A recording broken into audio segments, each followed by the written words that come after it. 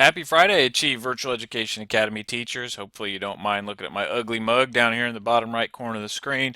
But again, in an effort to be a little more engaging, hopefully a little more exciting, don't expect me to get up on the desk and dance or anything. But with that, got a couple longer slides this week, so I want to be sure to give you as much efficient time as possible. March Professional Development. Whoa, sorry about that. Whoa, what's going on? Oh, I hit play. That's what it is. Sorry. March Professional Development, thanks to Scott and Michelle, content is getting moved over very quickly. Michelle, after talking to her this past Tuesday, it sounds like over half of the courses have been moved. At that point, they're kind of moving through alphabetically, and they were to ICP, and so they're feeling very confident about that. They are kind of trying to clean up courses if there's issues that they notice when they're moving. They're trying to tidy those up as they move them into It's Learning, and then you're getting assigned an assignment for the February and March professional development to go in, look through the classes, try to resolve the issues. Now, that being said, Michelle did state sometimes she's hearing back from the teachers about, hey, a link's not working. Well, the idea here is that in It's Learning, you now become that kind of professional, or the what do I want to say, the person that can resolve those issues as it is your class. The expert is the term I'm looking for. Sorry for my brain fart there. So the idea is, again, that you're becoming that expert and are able to do that for your courses. So be sure to check, and if it's something you can't resolve, you're not comfortable with the technology skills that might be required, certainly feel free to let Michelle or Scott know so they can help you. But the idea is about learning how to do it and then being able to fix it in the future. So the idea of links or images that no longer work, those kinds of things. It also came up that copyright laws are still kind of an issue in many classes, so we've got to get those out of there. And then they may have other suggestions along the way, but right now the focus is getting the content over there. And then the objective of the February and March professional development is that you help resolve some of those issues before we get into summer school, because summer school is going to be obviously here pretty quickly, and we want to make sure that we're ready to roll once summer school hits. It's going to be crazy enough as it is in two new systems. Moves and feedback. There have been a few questions to Michelle. That have come through, and maybe Scott, although I'm hearing from Michelle on this, in that, hey, this isn't my class, or this isn't the class, I had changed it to, this, and that. If there's more than one person teaching your course, due to time, we are only moving over one class. And ideally, the class getting moved over is that is most tied to the proficiency in the iNACOL standards that we utilize, when Michelle utilizes when working with teachers when they write new courses for us, or when they're revising old courses for the official payouts. And then those that are also getting kind of the look-see from the CIA team here in our administrative offices. Blended learning has become a focus and really gotten the attention of our assistant superintendent over curriculum and instruction, Miss Judy Stegman, and her curriculum instruction and assessment team, hence CIA. And so because of that, and the fact that Achieve's virtual classes are considered for the district level, they're kind of the top level of those online courses, where the others are credit recovery, a little more look and find the answers and plug and chug away. And we know Achieve's, they can't be that.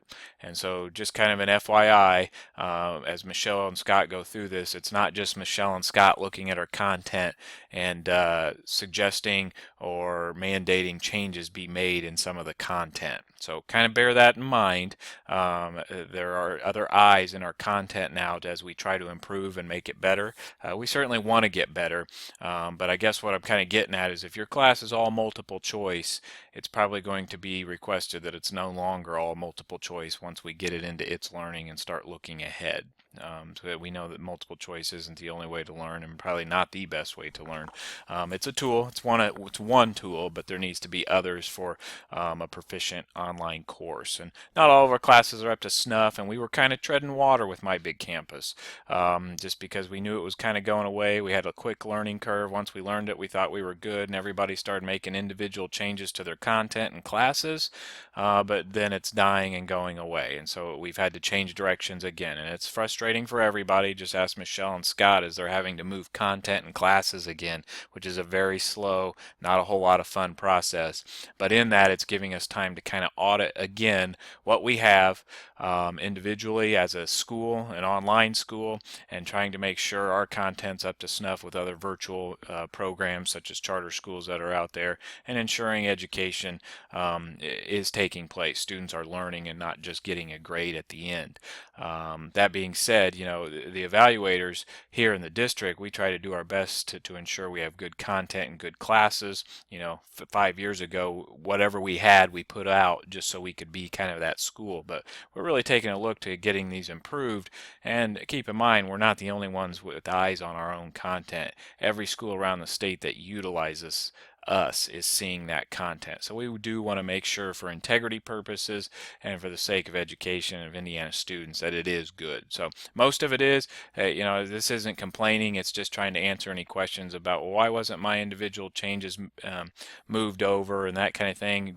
Chances are there's an explanation, but we only have time to move over one course. So certainly feel free to ask Michelle, ask myself if you made specific changes to a class and wondered why yours specifically wasn't the one you're getting. We're moving one class. As to why which one was selected, certainly feel free, and we can talk about those individually. ISTEP, moving on. ISTEP is done for us. It's not for most of the state, so in your traditional school they're probably still testing, but because of the traveling situation for Achieve Virtual, we're not traveling 2 weeks in a row. We just don't have the manpower to do it. We're small. We got few students. Some of the locations I went to had one kid show up, so we're doing it 1 week. It was still over 1,100 miles of traveling here from Ben Davis campus there and back. So we went to Monday was Mishawaka, Indiana, just under 3 hours. Tuesday was Boonville, which is down by Evansville, and that was almost a 3-hour drive, although the new 69 was pretty nice. And then Wednesday, one of our teachers went to Hammond, just under 3 hours. And then Thursday was Monticello, Indiana, and Friday was Bedford. So that's kind of been our travel for the course of this week. And then Miss Goodnight, of course, tested any students around the Indianapolis area. Within an hour drive, we made them come here just because we already had 5 different locations we were going to. Part 2 to keep in mind begins April 18th. We will again be testing that first week and that first week only. And then preparing for the ECA test, which is I think you get a couple weeks reprieve, or maybe it's only 1 week reprieve, and then we start ECA testing that first week of May. So it's crazy. I mean, it's just the time's flying and it goes fast, but with all the testing, it's a little bit frustrating this year. Summer school, I mentioned in last week's update. Summer school, please let me know. I've heard from many of you, but not certainly everybody. So if you're interested in summer school, let me know. Everyone gets anywhere between 70 and 100 students, except math, because math tend to be the busiest, so we limit those to about 40 or 50. If you've taught with us for a while and think you can handle a few more, I'll certainly be open to giving you more. But after year 1, math teachers were screaming at me around 50 kids because they were getting so many calls. So just something to keep in mind if you're specific to a math teacher.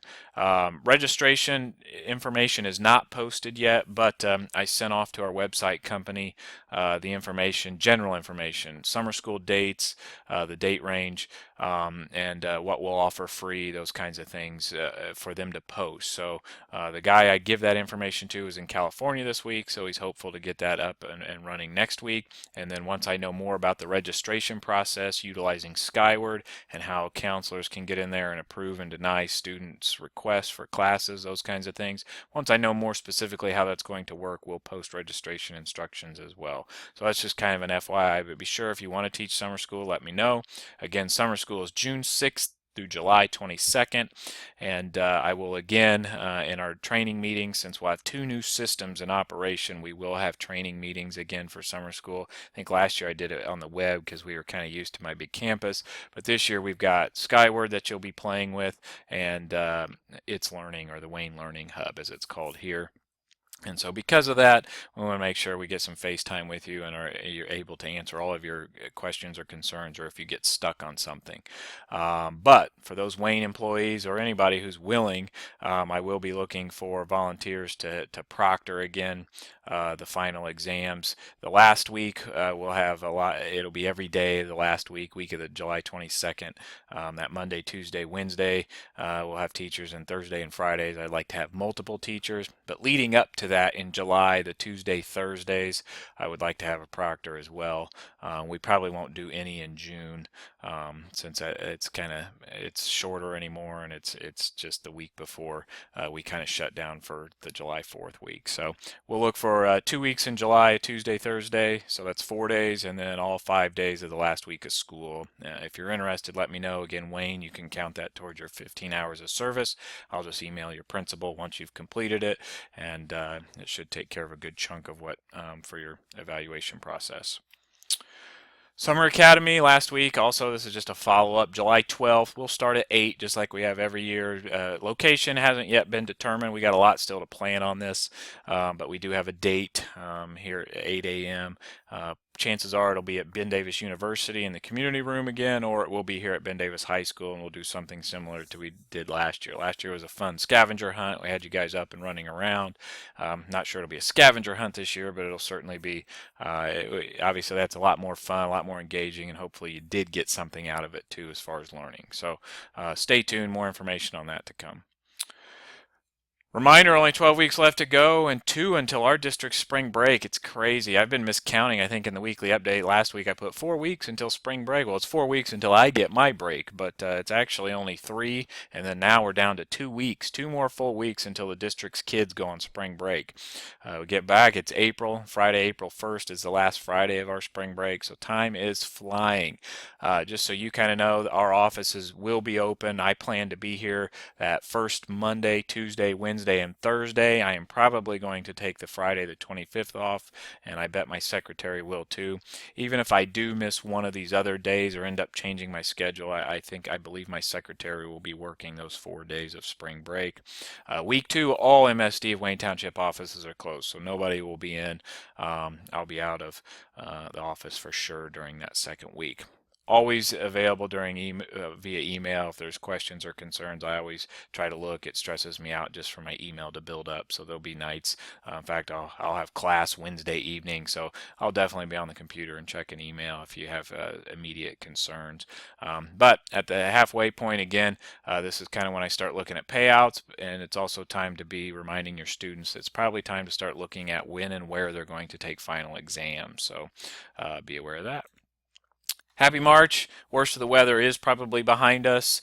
We may have a quick snow or two, but I doubt we're going to have any 6 inches of snow, school cancellation. So woohoo, we've avoided that. No makeup days in our future, hopefully, barring any other severe related weather issues that sometimes spring can bring. So anyways, 12 weeks left in our semester. Keep reminding your kids and their families of that. And let's have a great push to spring break. Everybody, we're all kind of cracking a little bit. Let's get to spring break, get some well-deserved rest, come back and push our kids to finish towards graduation, which is June 14th, as a reminder from last week's update this year. If you're interested in attending, starts at 6 p.m. here at Ben Davis High School in the small theater. So happy March, have a great weekend, and I look forward to seeing you all again next week.